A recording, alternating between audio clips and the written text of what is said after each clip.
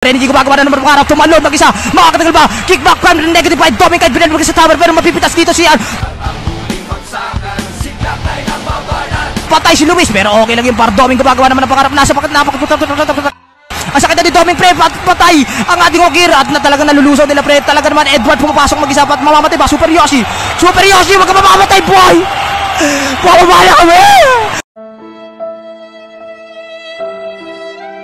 At ayun na para Antonio gumagawa pa ng pangarap dito. Mag-cut ka na Antonio please. At ayan Omega Jom, talagang gawin mo yung best mo para ma-dip yan pre. Pag ito na-dip mo, bibigyan ka na ng 10 ticks. Puro tatlo yung pa. Ito na para makikita natin Domoy kahit in-end pa. Nagta-tower lock pre. Kickback dito, Antonio patay. Lomit na dito Renegade pero magta-tower lock na pala pag nakalever. Nakapukulti dito ang agatot.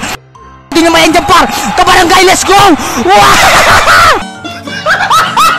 Renegade na pinito mag-back. Talagang napagaling ng ating defending mechanics of the negative one. Talagang Luis, habulin mo par. Talo na mo par. Luis!